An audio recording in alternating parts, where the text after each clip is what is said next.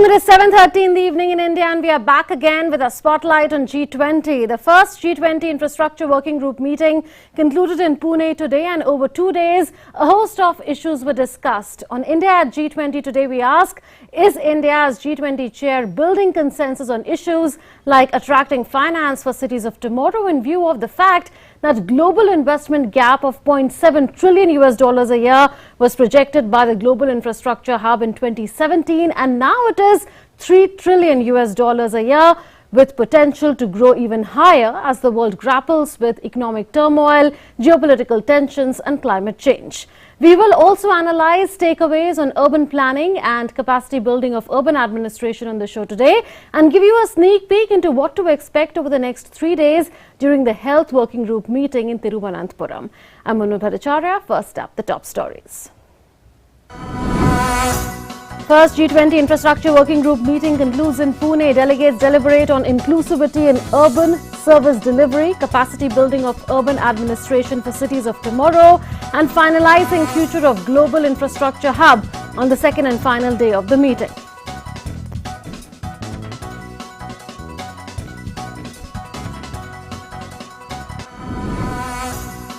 On the eve of the first Health Working Group meeting in Thiruvananthapuram, Union Health Minister Dr. Mansukh Mandavia pens an article on the health agenda before India's G20 president. Writes, India's G20 presidency provides an opportunity for creating a fairer global health architecture. Health Ministry in a press interaction highlights India's focus on developing a resilient, responsive and robust global health architecture.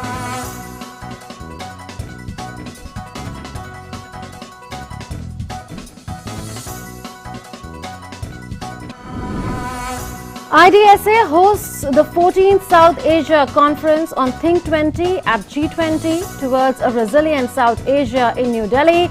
India's G20 Sherpa Amitabh Kant says India has taken over G20 presidency on behalf of the Global South, calls for a completely different financial architecture in view of debt burden facing developing countries. Think 20 India Chair Ambassador Sujon Chinoy says as G20 President, India attaches great importance to neighbourhood policy, life, multilateralism and SDGs.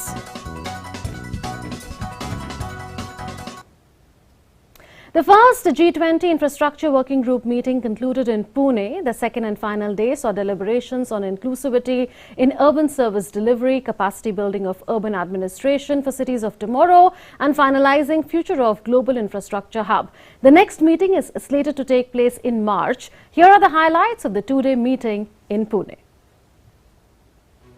Day 1 of G20 Infrastructure Working Group meeting saw the first session being opened by Union Minister for Micro, Small and Medium Enterprises Narayan Rane, who flagged the possibility of population explosion in the years to come and called for global cooperation to make cities future ready to meet the growing demands.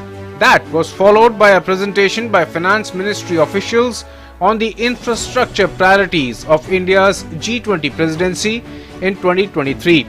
The day also saw a detailed discussion on the working group's flagship theme, Building Cities of Tomorrow, Sustainable, Inclusive and Resilient, where Government of India proposed a work plan which was received well by G20 delegates who also gave their inputs.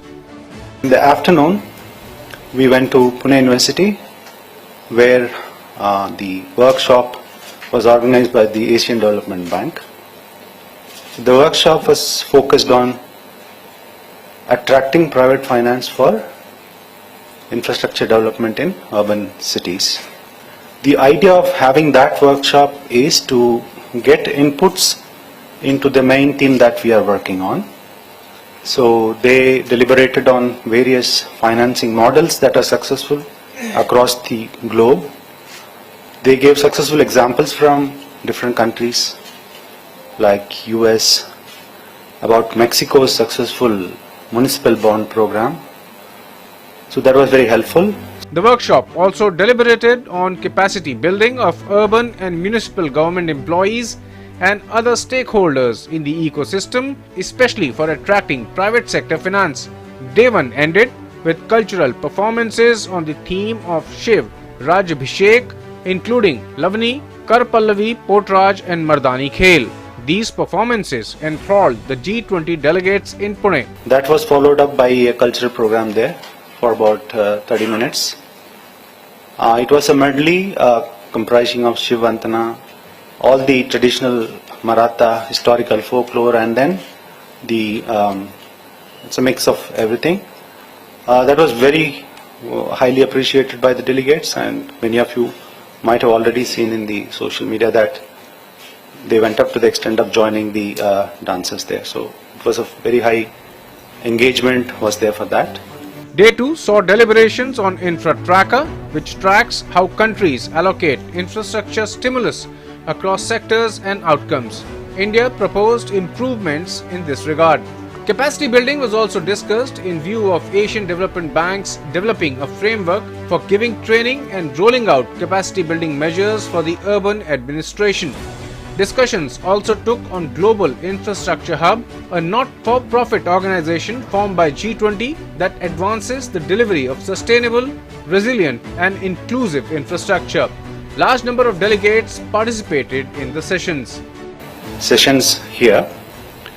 So the first session was on the Infra Tracker. So as all of you know, that's a legacy work which is happening across various presidencies. This year we have proposed some improvements on that. So there was a discussion on that. And then there was another major thing that is discussed on the capacity building itself, where Asian Development Bank is developing a framework for giving training and various capacity building measures for the urban administration. There was large participation, in fact. It was an engaging two-day event, and we hope that the next meeting, which is scheduled in March, all these inputs will be processed, and we will be delivering actually the draft versions of whatever we intend to do. During India's G20 presidency, the G20 Infrastructure Working Group will continue to be the forum where discussions will continue to be held in future also on making cities sustainable, resilient and inclusive, on their financing needs and on attracting more funding to support infrastructure building. With inputs from Shyama Mishra and Meghna Dev in Pune, Bureau Report, DD India. The Day 1 sessions of G20 Infrastructure Working Group meeting concluded with delegates experiencing Maharashtra's cultural programs. These included traditional dances like Shiv Vandana, Mardani Khel, Vaghya Murali, Gondal, Lavani, Karpalavi, among others. Karpalavi is a special act which showcases the community having special talent to play rhythm on musical instruments, through which they deliver messages secretly to their teammates.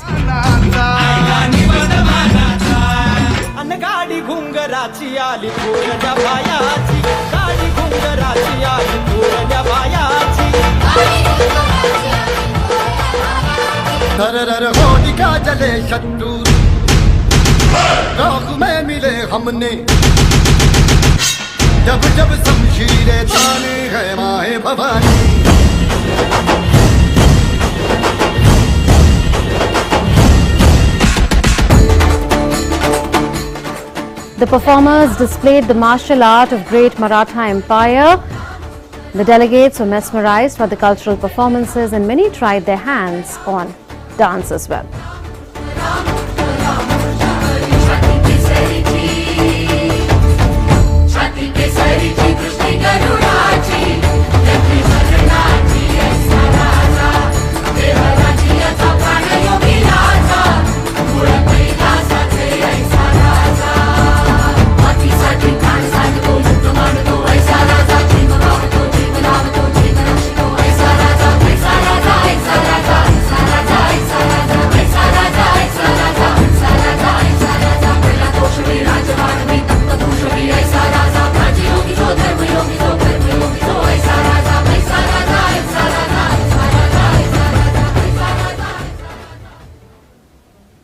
see a high, strength performance of all these traditional dancers who perform the traditional folk dances of Maharashtra. Tell us a little history about all the dances and why were only these selected to showcase it to the foreign delegates? Okay, in Pune, basically it was a theme for the saga of the Maratha Empire, and basically we were working for not only the martial art of the Chhatrapati Shivaji Maharaj, but all the factors. Means we use the Karpallavi, also the sign language which created. Then all the in present language, all the detectives who work for the Chhatrapati Shivaji Maharaj to build his empire. So we use the folklores as well, the Gondal, Zagar, Lavani. In Lavani we use the Chakkar. Then we use the Puneri Dhol at the last to entertain with all the delegates and show all the Maratha means all our folk instruments. You're showcasing your culture, our tradition to the foreign delegates. How does it feel?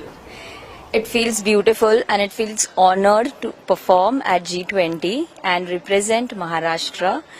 We performed here various dances, and one of the performances we had done over here is one of the folk art of Maharashtra, that is Gondhar. It's an honor, it's a privilege to represent Maharashtra and Maharashtrian folk dances with such a wonderful team on the stage. Of course, very, very proud to showcase our culture. Like, it feels beautiful to interact with them. They get to know our culture and they enjoy it. That is most important. These are all the dancers decked up in their traditional avatar, and we can also see Lejim. Lejim was also performed, and Lejim along with the Dhol, Tasha, all the delegates, foreign delegates, in the end started coming and dancing all together with these dancers. With camera person Rohan Gauli, this is Shama Mishra for DD India, Pune, Maharashtra. Manohar Parrikar Institute for Defence Studies and Analysis is hosting a two-day 14 South Asia conference on Think 20 at G20 towards a resilient South Asia in New Delhi.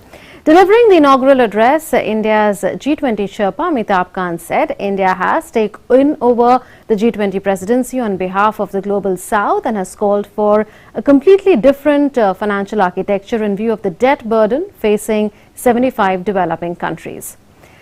Think 20 India Chair Ambassador Sujan Chinoy said that G20 as a mass movement has ignited the minds of millions of Indians, and India attaches great importance to the neighbourhood policy, life, multilateralism and attaining the sustainable development goals.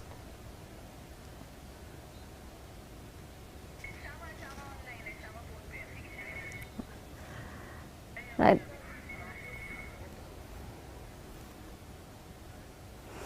Let's move on now. The first Health Working Group meeting under India's G20 presidency will be held in Thiruvananthapuram from 18th to 20th January. The health track of G20 India presidency will comprise 4 Health Working Group meetings and 1 Health Ministerial meeting. The meeting will deliberate on digital health and medical value travel, among other issues. Here's a primer for you on the eve of the first Health Working Group meeting in Thiruvananthapuram. Delegates from G20 countries reached Thiruvananthapuram, the capital of the southern Indian state of Kerala. Upon arrival, they received a traditional welcome at the airport. God's own country is all set to showcase its cultural vibrancy to G20 delegates. India, during its presidency, will focus on 3 main priorities under the health track: health emergencies, preparedness and response, strengthening cooperation in the pharmaceutical sector, and digital health innovation and solutions. From a health track perspective, what is very critical to highlight is basically this, because of the COVID pandemic, and because of the COVID pandemic, it has been brought to fore that health becomes the converging point for all growth and even the economic stability across the world. So this has become one of the most important working group within the G20, and we would be focusing for a resilient, responsive and inclusive global health architecture. The point to submit here is specifically to highlight that with COVID-19 pandemic, there is a bigger discussion going on across the world. What should be a fit-for-purpose global health architecture for the future?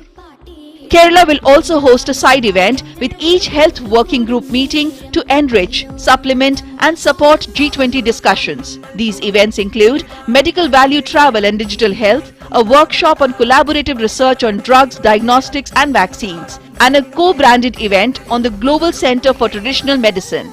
Kerala is the land of Ayurveda and Yoga with vast indigenous healthcare. Can this priority be used to create that framework where regional level R&D networks for medical countermeasures can take place. So when we talk about medical countermeasures, are three elements specifically: vaccines, therapeutics or drugs, and diagnostics. So from a medical management perspective, all the three elements of medical countermeasures are equally important. And for all these medical countermeasures, how do we create network of R&Ds across the world so that it is widely available across the world to countries at large? The Bali G20 declaration has also initiated a discussion on pandemic fund, and this meet will focus on further strengthening it. A key highlight will be strengthening the pharmaceutical sector. India's Vaccine Maitri initiative will be a taking point to take further the mutual agenda of further the pharmaceutical requirements of the world. 2019 in the Japanese presidency, we talked about the convergence or the need of effective convergence of health and finance track so as to ensure that sufficient funds are made available and convergence take place and health is given the required priority. With respect to multiple activities which are happening with the G20, health has taken its prime place or the primacy because of the fact that world at large has understood that without a sustainable health framework, it would definitely be impossible for even to have the required economic stability.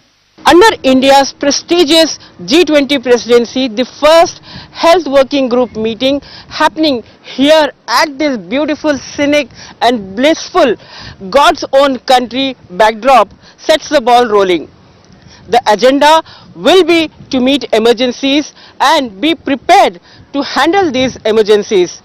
But besides this, India will also showcasing its rich heritage and culture and the indigenous treasure that Kerala holds in Ayurveda and yoga. This meeting will also underline the importance of digital health and India acting as a leader standing in solidarity with several countries when it comes to taking emergency health care for all. With cameraman Saurabh, Asha Khanam, DD India, Thiruvananthapuram. On the eve of the first Health Working Group meeting in Thiruvananthapuram, Union Health Minister Dr. Mansukh Mandavia has penned an article on the health agenda before India as G20 President. He writes, as part of India's G20 presidency, policymakers from member countries and experts from the medical fraternity shall unfold the foundation and framework of a global health architecture at a series of Health Working Group meetings starting this month. GHA envisages equipping countries to face the next health emergency with robust healthcare systems. He further writes, for low and middle income countries, the situation in such times worsens as access to basic health is restricted and uneven. Prime Minister Narendra Modi has defined the central objective of India's G20 presidency as healing, harmony and hope. He envisages a more human-centric globalization where universal health care is a key priority. Let's go back to the lead story that we've been following. The two-day Infrastructure Working Group meeting has concluded in Pune. To talk about that, we have with us Solomon Arokiaraj. He is Joint Secretary, Department of Economic Affairs, Ministry of Finance. So, Mr. Solomon, pleasure to have you from Pune joining us. We've heard you speak on the key takeaways of the two-day Infrastructure Working Group meeting in the press briefing. But how would you summarize the key outcomes over 2 days? It was very productive. We were able to put the main theme of India's Infrastructure Working Group, that is building cities of tomorrow that are sustainable, resilient and inclusive. There was a unanimous agreement on the proposal. So that will be the key deliverable for the India's Infrastructure Working Group. Apart from this, on the sidelines, we had a very productive workshop organized by ADB, that is attracting private finance for the urban infrastructure. In addition to this, all the sessions went off very well and we had a very productive session. Mr. Solomon, what are the constraints that you see as somebody who's headed the meeting over 2 days as far as infrastructure planning and financing is concerned? Because I understand that there is a significant financing gap that the world faces currently for urban transformation, and that is expected to only rise in future.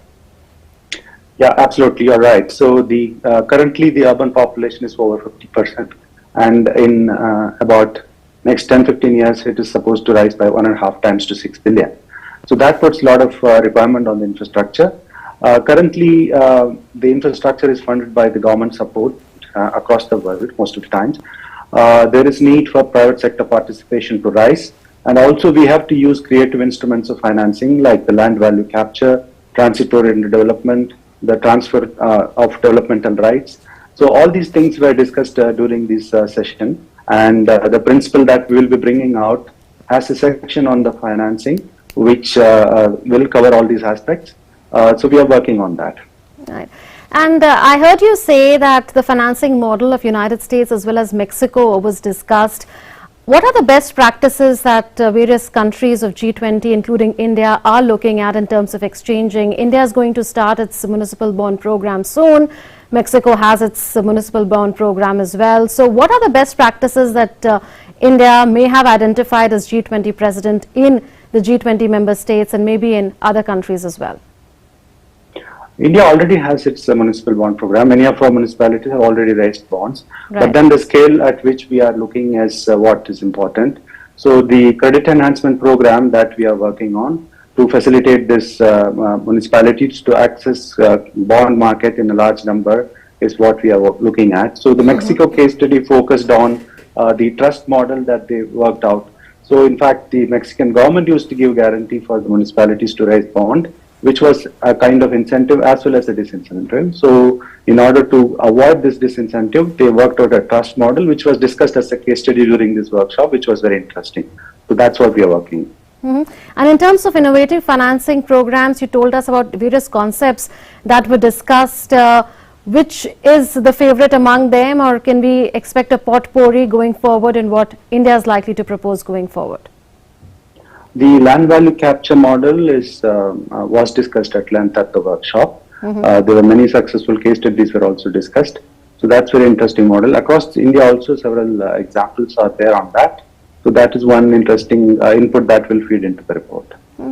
Ahead of the Infrastructure Working Group meeting in Pune, there were several Jan Bhagidari or public outreach initiatives wherein the government officials reached out to the people to know their views and suggestions on urban transformation. You spoke about how urban planning has to keep people at the center, or at the core of urban planning there should be people. So how is that being proposed as a concept by India in terms of implementation? What can we expect? Yeah, in the run-up to G20, the whole event was organized in Pune. So first, a large number of people participated in an awareness program by a cyclothon, and then we had a lot of lecture series in the universities. There was a national workshop on the urban infrastructure, wherein Pune International Center, many think tanks in the Pune participated in large number of people attended that. So these are all events wherein people become part of the planning process and what the city needs. So basically, when the planning process centers around the needs of people, that's when the success of the program is. So that's what we focused on, and we were able to get a lot of support from the Pune citizens on that. And how does India plan to take capacity building of urban administration forward by joining hands with various G20 countries? Yeah, the capacity needs for all the cities, like be in the developed economies or in the developing economies. There is a framework that we have worked on, and we are trying to sharpen that because the ADB is going to be the lead partner in that deliverable. So we discussed various aspects of that, and we will sharpen the focus on the municipal financing part. Right. And Mr. Solomon, you've told us that the next meeting of the Infrastructure Working Group will be in March. So what is it that we can expect in terms of progress between now and then? Yeah, the next meeting is in March, and the various deliverables, we have clear-cut timelines for the next 3 meetings. So many of the deliverables would have reached the draft stage, the draft report stage that will be presented in the next meeting for all the members to give their suggestions and opinions. Thereafter, in the 3rd and 4th meeting, many of the reports will be finalized and delivered. Right, Mr. Solomon, thank you so much for discussing with us the outcomes of the 2-day Infrastructure Working Group meeting. The next meeting takes place in March this year, like you told us. Thank you. So let's move on now as Thiruvananthapuram readies to host the first Health Working Group meeting starting tomorrow. We leave you with what Kerala, the God's own country, has in store for G20 delegates. Take a look. Namaskar.